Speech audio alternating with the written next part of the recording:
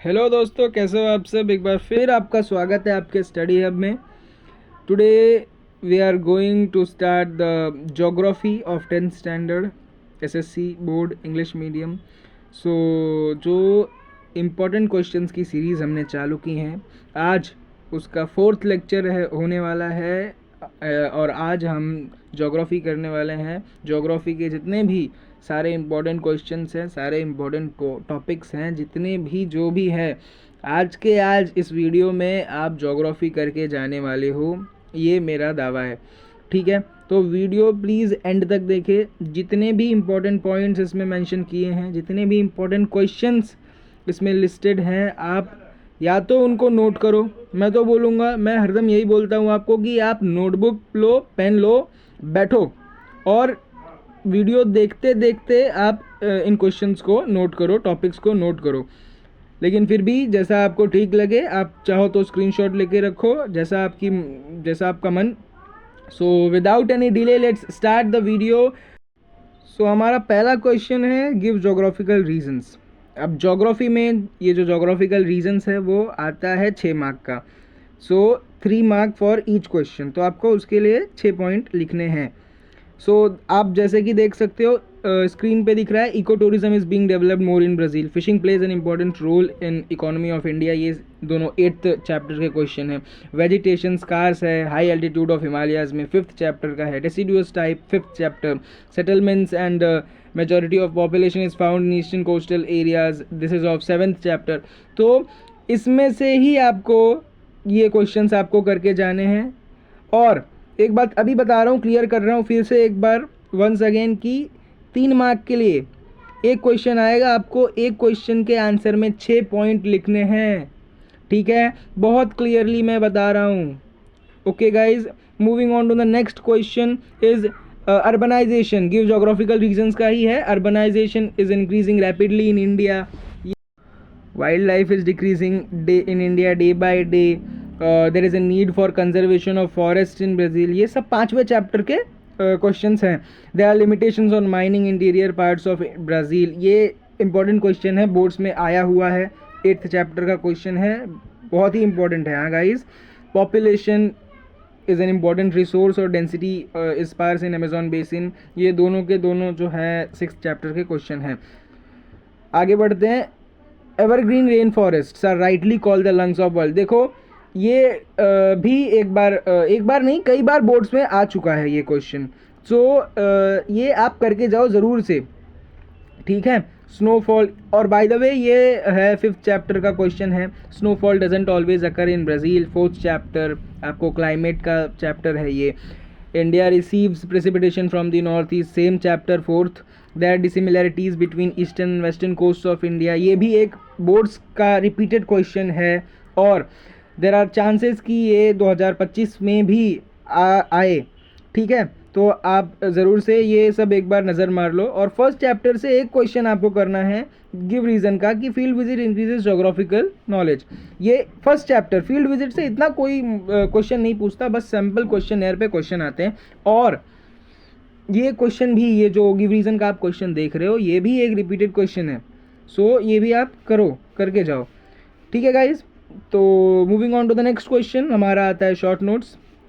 और short notes, अब देखो, एक साल ऐसा होता, बोर्ड्स में कैसा होता है मालूम है, कि एक साल अगर शॉर्ट नोट्स आया है तो अगले साल को दूसरा कोई क्वेश्चन आया है, जैसे कि आंसर राइट है या रॉन्ग है, राइट और रॉन्ग, और चूज ऑड मैन आउट, तो ये सब आया है। ठीक है, आप कोई भी बोर्ड का क्वेश्चन पेपर उठा के देख लो, ऐसा ही रहेगा आपको। एक साल, हर साल अलग अलग क्वेश्चन आते हैं, बट आप करके जाओ। फिर भी हिस्टोरिकल बैकग्राउंड ऑफ इंडिया, अगर ये शॉर्ट नोट्स में नहीं आया आपको तो आंसर इन डिटेल में आएगा।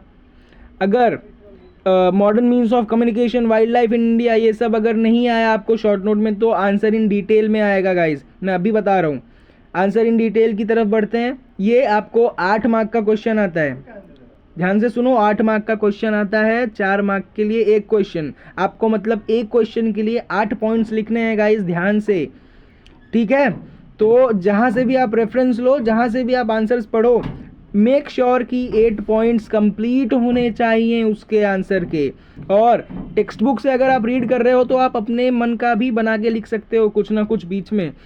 Explain the characteristics of north Indian plains, ये बोर्ड्स में आया हुआ क्वेश्चन है। आप ये सारे क्वेश्चंस इग्नोर नहीं कर सकते, कतई नहीं कर सकते इग्नोर, ठीक है। और ईस्टर्न घाट्स और वेस्टर्न घाट्स के बीच का डिफरेंस, और एक बात बता रहा हूँ, ये डिफरेंस कैसे लिखते हैं, डिफरेंशिएट कैसे करते हैं, ये आपको पता है। तो वहाँ एग्ज़ाम में पैराग्राफ लिखने मत बैठना, जैसे लिखा जाता है डिस्टिंग्विश बिटवीन, जैसे उसका फॉर्मेट है, जैसे लिखना है वैसा ही लिखना। आप वहाँ बैठ के पैराग्राफ छापने मत बैठना please, this is a humble request, ठीक है। बॉक्स बना के अच्छे से point wise clean, neat and clean एकदम दिखना चाहिए आपका आंसर, तभी जाके जो मॉडरेटर है, चीफ मॉडरेटर है आपका, वो पेपर अच्छे से चेक करेगा। और अगर एक बात और बता रहा हूँ गाइज कि एक टीचर को जितना कम टाइम लग रहा है आपका पेपर चेक करने में, मतलब अगर आपका पेपर एकदम नीट एंड क्लीन है, जैसे लिखना चाहिए बच्चों को वैसा लिखा है आपने, और टीचर को कम टाइम लग रहा है, एग्जामिनर चाहे जो भी आपका पेपर चेक कर रहा हो, तो वो आपको फुल मार्क देने वाला है। ये बात अभी से ध्यान में बिठा लो। सो आगे चलते, आपको देखो 6 मार्क का आता है मैप रीडिंग, ग्राफ रीडिंग। तो ये ग्राफ है, आपको ये ग्राफ आपको रीड करके उसके नीचे कुछ 6 क्वेश्चंस दिए रहेंगे आपको, तो वो ग्राफ आपको रीड करके उसके आंसर्स लिखने, बस 6 मार्क आपके हाथ में।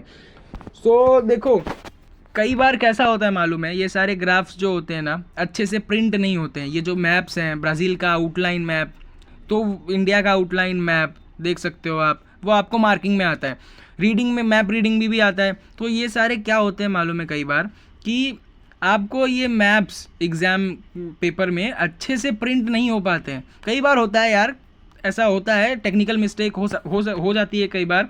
सो आपको ध्यान देना है, वो चीज़ आपको ध्यान देनी है गाइज। आप टेक्स्ट बुक में जितने भी मैप्स दिए हुए हैं, जितने भी ग्राफ्स दिए हैं, वो आप अच्छे से प्रिपेयर करके जाओ, ठीक है। दैट्स इट फॉर टुडे, मिलते हैं नेक्स्ट वीडियो में।